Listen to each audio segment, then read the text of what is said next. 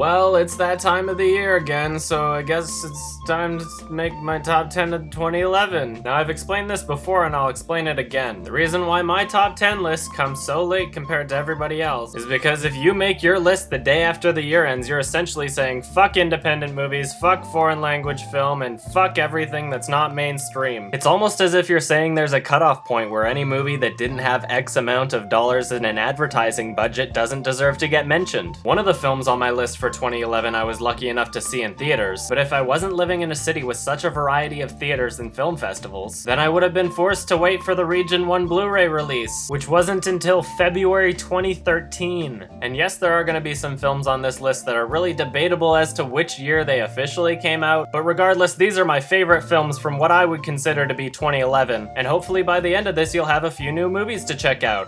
Pioneer Laserdisc. If the music don't sound good, who cares what the picture looks like? Then Pioneer gives me their laser disc player. It's a video turntable that works with a laser beam, and that laser beam makes all the difference, they tell me. Starting off this list at number 15 is Submarine. This quirky and stylized British comedy is both involving and hilarious. It deals with the central theme of humans being incapable of ever knowing what someone's truly thinking or feeling, and it's pretty fucking funny, so check it out. Listen, I hope you don't mind, but your mother informs me that you have a girlfriend. Is there anything I can help you with there? I'm not sure yet. I'll let you know. Okay. All right. Yes. Listen, look, I know you think I'm very boring, you know, but once I ripped my vest off in front of a woman, and it was very effective, actually. I know. Yeah. It produced a very atavistic response. It's just something to bear in mind. And listen, I made you a cassette recording. It's a compilation of songs I used to listen to during some of my early formative relationships, you know, and plus just a couple of things I thought you might dig. I think music can make things seem a bit more real sometimes, if you know what I mean. Thanks. I've also included some breakup songs towards the end, just in case things don't work out. Which obviously, you know, that isn't the aim, though I've got to tell you it is likely. Passion rarely lasts, I'm afraid. All right, well, good night, and well done. It's an achievement. It really is, of sorts. Good night, sir.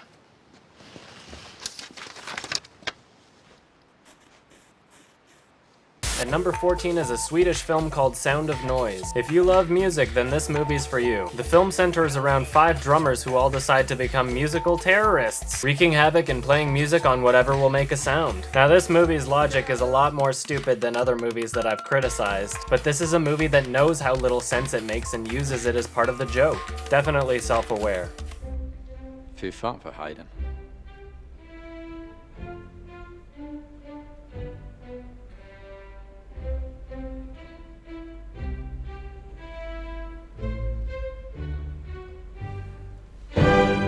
Tack.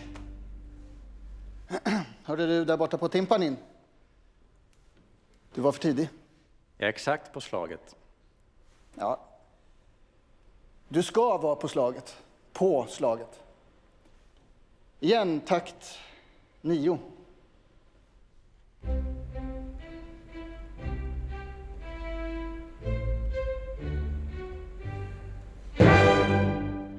Ja, tack. Vet du vad klockan är? Jag tänker du kanske har finsk tid. Du slår en hel timme för tidigt. Hur svårt kan det vara?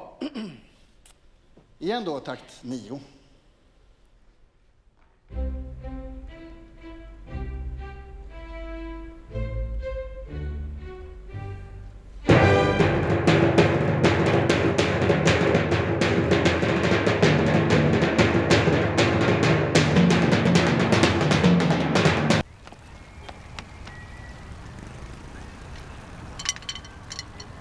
And number 13 is an Israeli film called Footnote. The story is about a troubled relationship between a father and son who both work in the same field. The father is notified that he's won the Israel Prize for his work, but what he doesn't know is that that message was supposed to have been given to his son. Definitely an entertaining movie. And the contrast between the two characters is kinda hilarious. Check it out. אם אני מספר לו על הטעות הזאת, אני קובר את הקשר שלי איתו לתמיד. אוריאל, אין בגידה יותר גדולה באבא שלך ובעקרונות שלו מאשר מה שאתה מבקש ממני. עם כל הביקורת שיש לי עליו, אביך אף פעם לא הכשיר טעות רק כי זה נוח. אתה יודע את זה. כן, אבל הוא לא ידע את זה. אנחנו נדע. אז מה? אז מה? זה הופך את כל המנגנון לקרקס. לא. זה אומר שיש דברים יותר חשובים מהאמת. כמו מה? משפחה? כמו אביך, אני כן מבין משהו במחיר שמשלמים על עיגולי פינות, על זה שמוותרים על האמת. די כבר עם האמת הזאת. כמה אגרסיות ואלימות הם מחביאים תחת הכותרת הזאת אמת. נמאס לי מהרומנטיקה הזאת שלכם, אני גם לא מאמין לה. אתם לא רודפים אחרי האמת, אתם רודפים אחרי כבוד, כמו יתר בני התמותה. תראה איזה דבר נורא אתה עושה בשם האמת. זה בסך הכל פרס. פרס. זה הכל. זה לא בגידה בכלום. זה בסך הכל משהו קטן ויפה שאתה יכול לעשות למען קולגה, אם רק תתגמש קצת. טיפה. זה כל מה שאני מבקש ממך. זה הכל.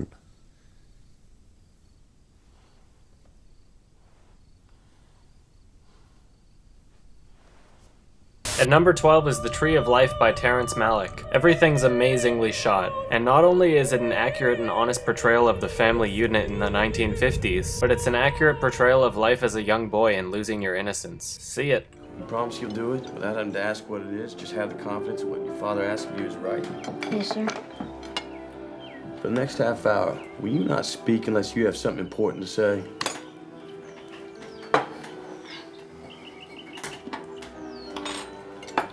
What did you do today, my fine feathered friend? Sit on the front benches of your chair. Better for your posture. I read that in the paper.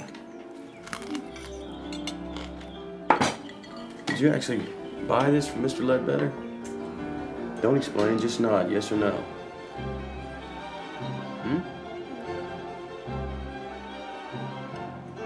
Be quiet. What did you say?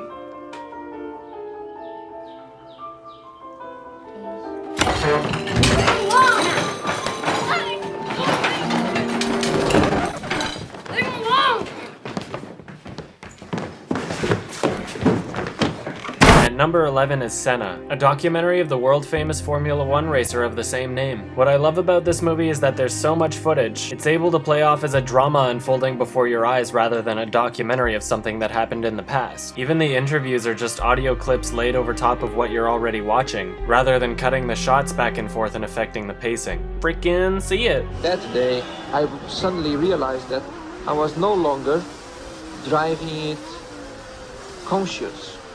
And I was in a different dimension for me. The circuit for me was a tunnel, which I was just going. And I realized I was well beyond my conscious understanding.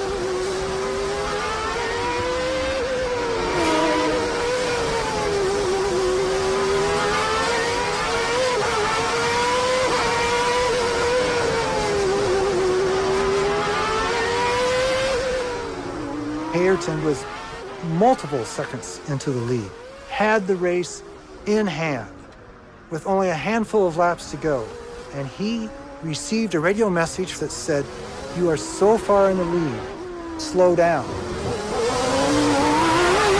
At number 10 is The Girl with the Dragon Tattoo by David Fincher. This is one of the few cases of an American remake of a foreign language film being as good as the original. Trent Reznor continues to do a great job with the soundtrack along with Atticus Ross. Everything's well acted, well shot, well paced. It's a real crowd pleaser, even though the content may be disturbing for some viewers. Check this one out if you haven't already.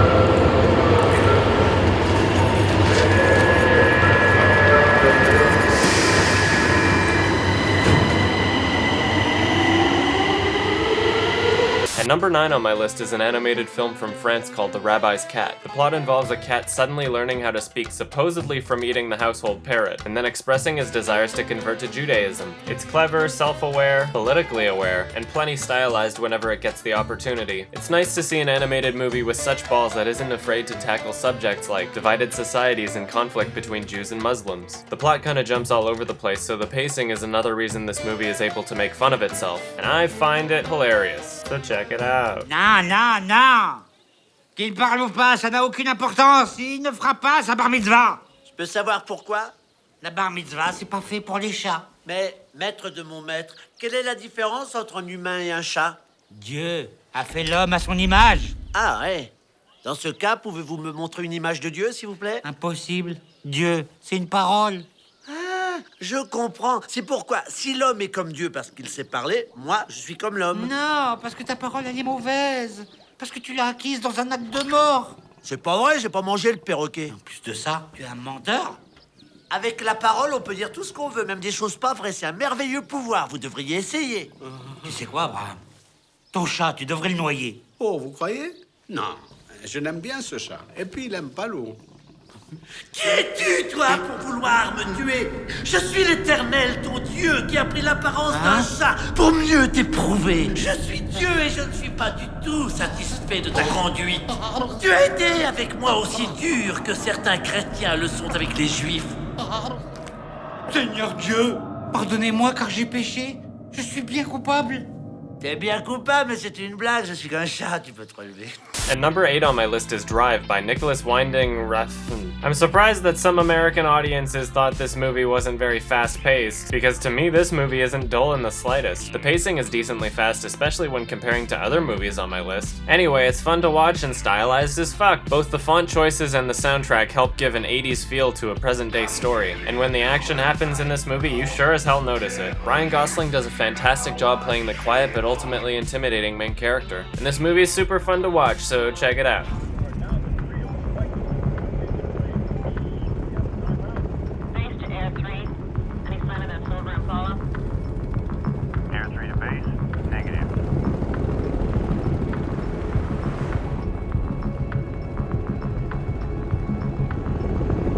Got a visual heading west on 7th Street Bridge.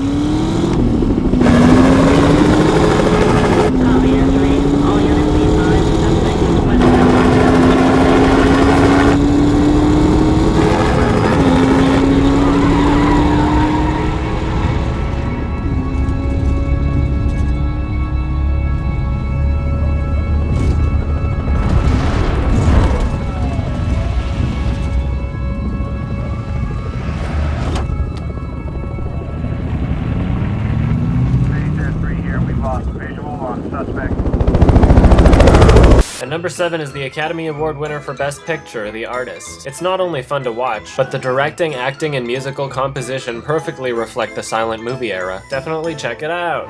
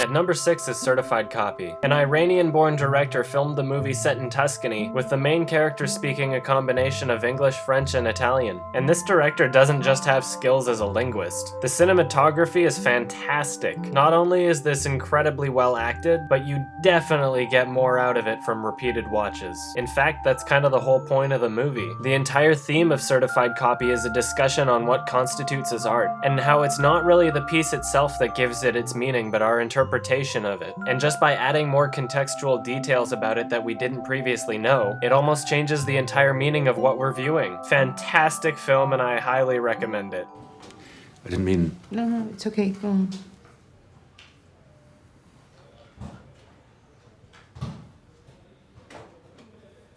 So, what, you knew them? I wasn't well in those days.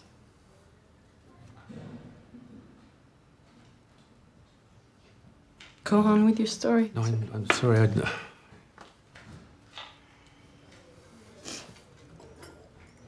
So? So...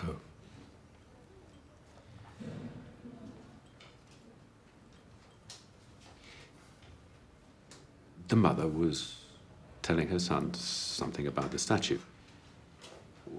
You know, it's only a copy of the originals in the Academia. But the mother hadn't told the boy that, I'm sure. Am I right?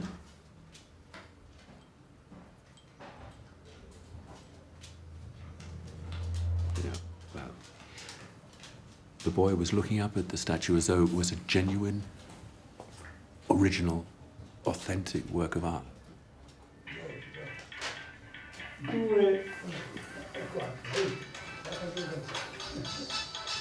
Sorry, I really have to take this. I'll try outside.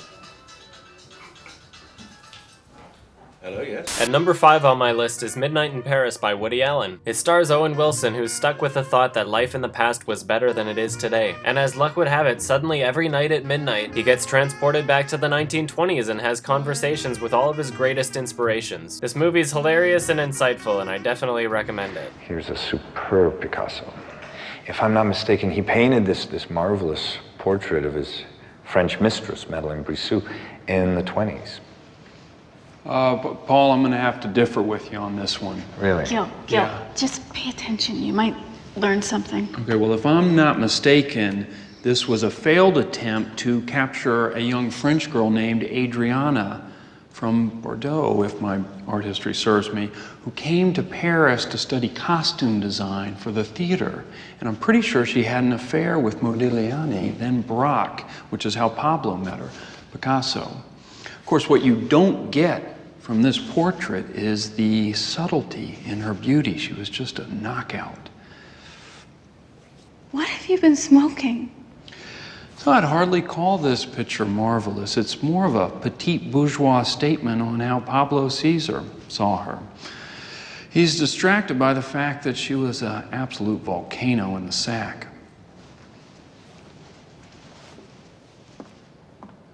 At number 4 on my list is Weekend. Now, I've seen a lot of gay movies in the past that had no substance whatsoever and completely relied on the audience members to be gay to even enjoy it, and this is not one of those movies. The director has such a good grasp on filmmaking and human emotion, it's astounding. This is the most honest film I've ever seen in terms of a depiction of a gay relationship, and you don't have to be gay yourself to enjoy the movie. That is, of course, unless you're a socially detached dinosaur from Uganda. I mean, gay people are able to watch straight relationship movies all the time. It's not like you need a superpower to be able to feel human emotion, and they do touch on that notion philosophically through dialogue in the film as well. But if your gut response to this movie is, ew, that's gross, then you should probably just kill yourself, because there's a lot of worse things on this planet, and I don't know how you're gonna cope with that. Fantastic movie, and I definitely recommend it. And what happens is, while you're projecting who you want to be, this gap opens up between who you want to be and who you really are. And in that gap, it shows you what's stopping you becoming who you want to be. And all of this from talking about sex. And all of that from talking about sex. It's interesting. I like it. I'm not sure that I totally understand what you're saying. It always sounds better in my head. I don't think I've explained. No. I'm interested. I'm really interested. So what are you going to do? Are you just going to play the recordings out loud? I don't know. Or are you going to The problem is that no one's gonna come and see it because it's about gay sex. So the gays will only come because they want a glimpse of a cock and they'll be disappointed. Or the straights won't come because, well, it's got nothing to do with their world. They'll go and see pictures of refugees or murder or rape, but gay sex, fuck off. And number 3 is The Skin I Live In by Pedro Almodovar. Anybody that's seen his other movies will probably know that it's fucked up and will challenge you as an audience member. It's well shot and the soundtrack is great, and I don't really want to spoil it too much, so I'm just gonna let this movie speak for itself. Desde el accidente vivíamos como vampiros. En completa oscuridad y sin espejos. Para sorpresa de todos, después de unos meses eternos, Gal empezó a mejorar.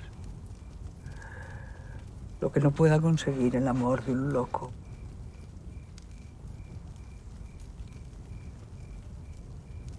Un día, cuando ya podía sostenerse en pie,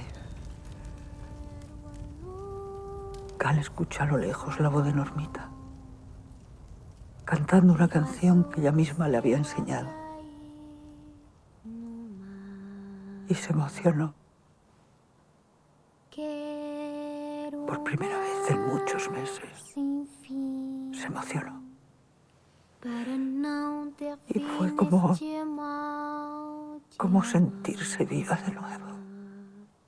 Como a flor feliz que vê nascer a flor. Só nasci para viver no som no vento. Quem me quer, amor, tem de amar também, meu amor, te amar. O coração do mundo canta no meu coração. Meus pés seguem sozinhos a dançar. De repente se cruzó con su imagen reflejada en el cristal. Sin tudo eu encontro donde amar. No parecía un ser humano. Era una babesa. De un grito que se oyó en toda la casa y se arrojó al vacío.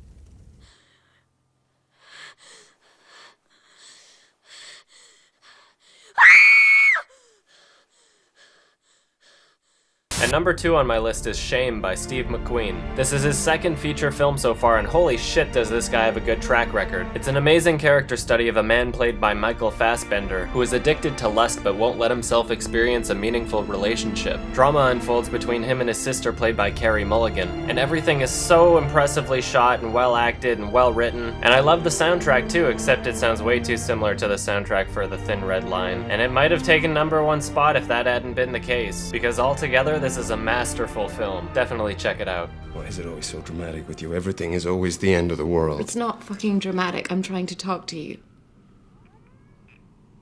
I don't want to talk. Try not talking. Try just listening or thinking for a change. Yeah, because that's working great for you. You're completely fine. Well, I've got my own fucking apartment. Oh, whoopee fucking shit. You have your own apartment. That's amazing. You have a job and an apartment. I should be in awe of you. Well, at least I'm responsible for it. At least I don't depend on people all the time. You're a dependency. You're a parasite. You don't have anybody. You don't have anybody. You have me and your fucking pervert boss. You slept with that fucking pervert boss. What does that make you? Don't talk to me about sex life, Brandon. Not from you. Whatever. I'm going out. Right. And then you'll come back and we'll just have the same fucking conversation again. No, you'll move out. And then I'll never hear from you again?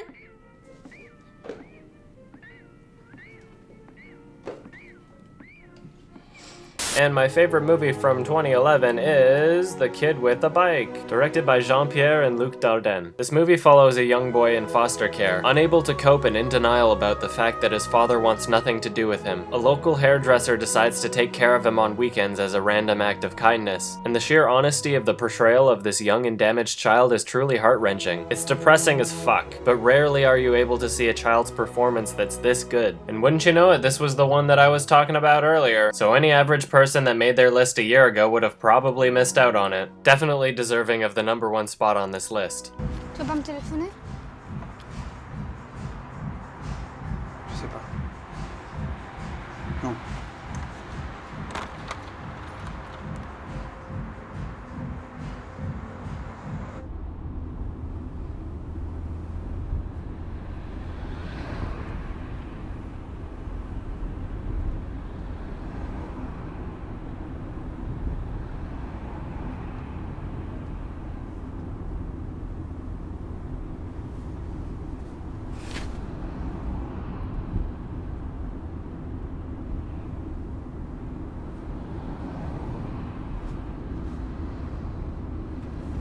Cyril!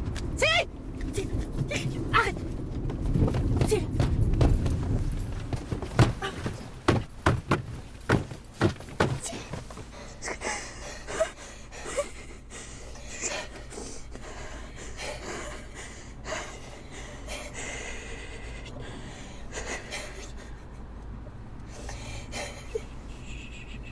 Well, there you have it, my favorite movies from 2011. Now that I'm done being a pretentious douche, you should probably check out some of these movies. Let me know what you think in the comments section. Start your tortillas. Make yourself a snack. It doesn't work.